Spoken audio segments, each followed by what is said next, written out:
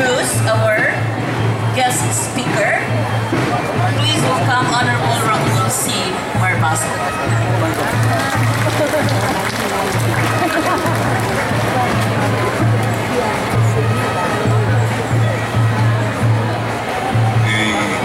Pleasant morning to each and everyone once again. The call in our day and age is change. Waves of change, so to speak. The people are becoming more demanding and less accepting. Everyone wants change, and even more now.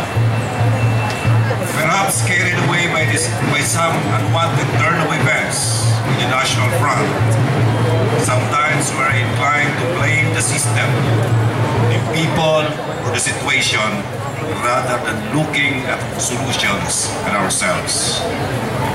In commemoration of the 116th Independence Day, I, for one, yields to the theme, pagsunod sa yapak ng mga dakilang Pilipino tungo sa malawakan at permanenteng pagbabago as most appropriate and fitting.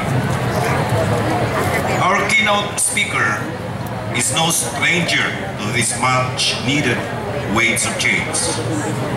Not only because he holds a highly significant position in our system of government, but more so, he has ably done his mandate as such. Our guest speaker earned his way, the hard way up, to what he wants to be and who he's got to be.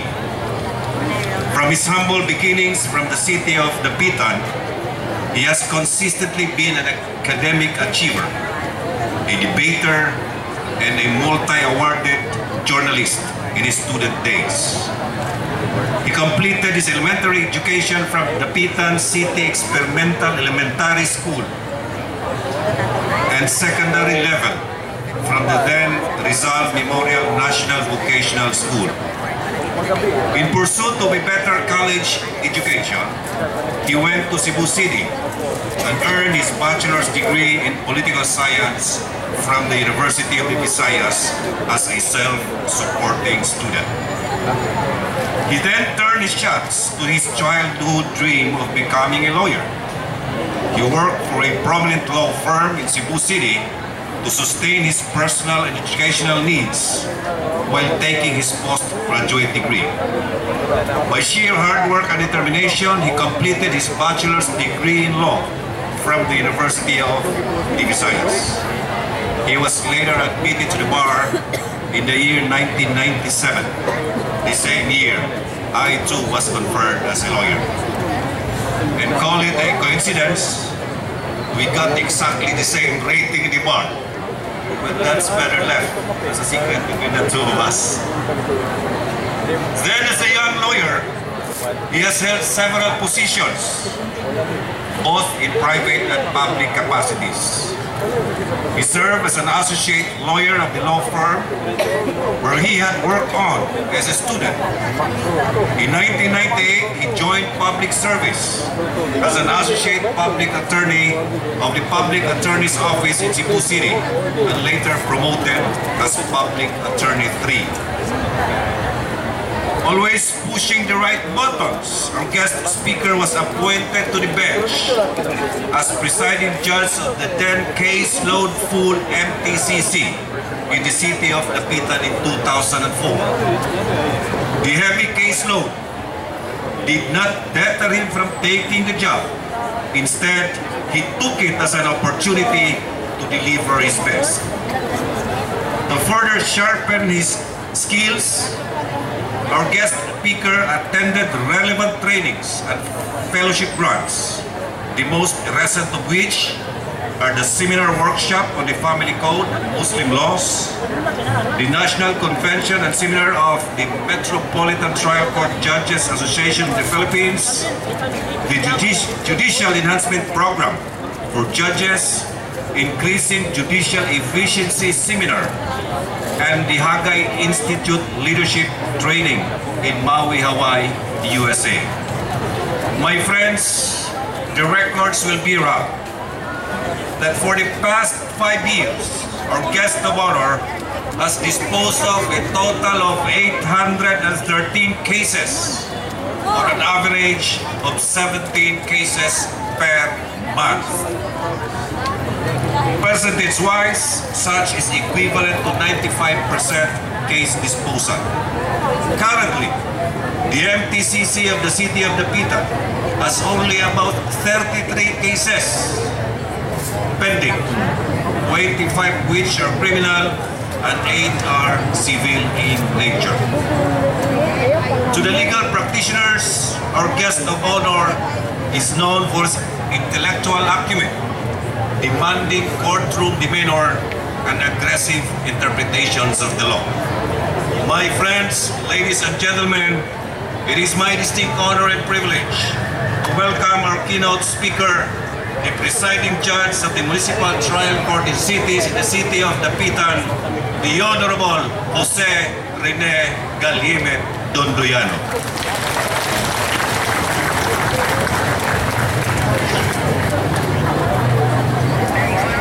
Salamat. Daghang kay salamat Councilor Barbaso sa magkaulaw kung magkapakitbi sa atay nga introduction. Pareha na imigran. Nakita na.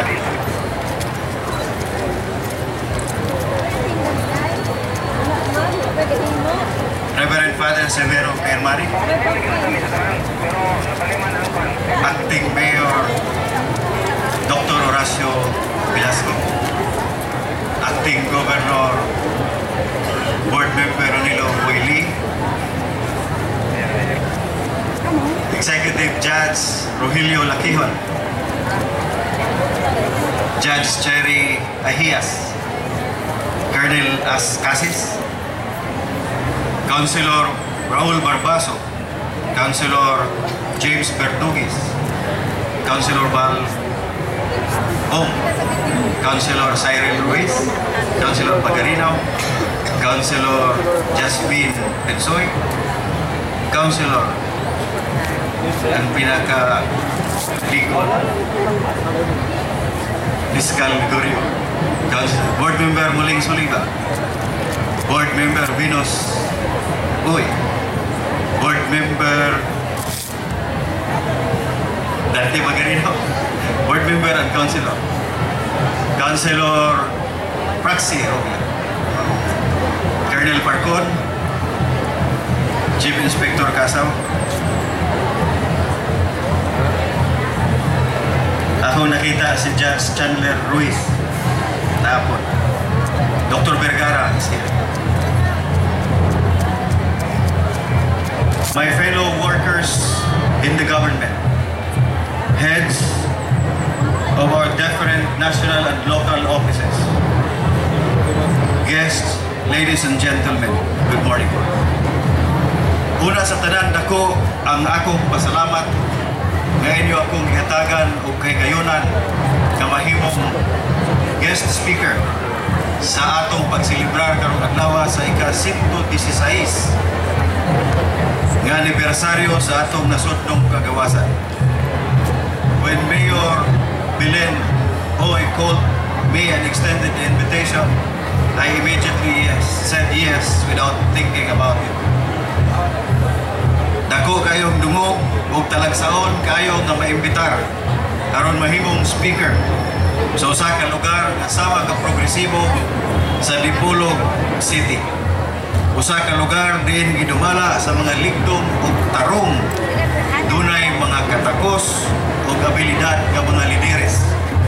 Lugar sa mga maabi-abihon, buotan, mga ambungan, gwapa nga katawhan. Usa ka lugar nga maayong himuong Pinoyanan. Today, we celebrate the 116th year of independence. According to history, it was proclaimed that Kawit Cavite, led by no less than our first Philippine Republic President, Emilio Aguinaldo, in 1898. It was a momentous event for all Filipinos, finally attaining the freedom and sovereignty they truly deserve. Since then, our country has annually commemorated the event.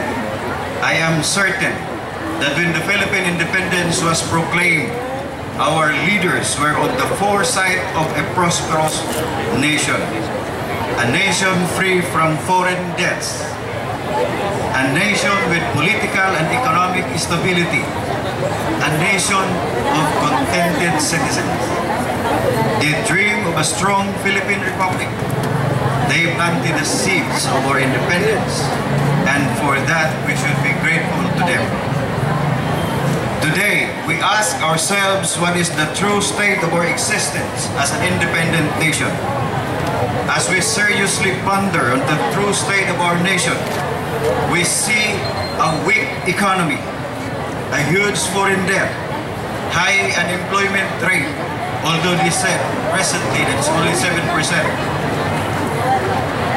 Daily brownouts, high crime rate, a weak peso against the dollar, a Congress tainted with corruption allegations, and some high-ranking government officials who are accused of corruption and nepotism.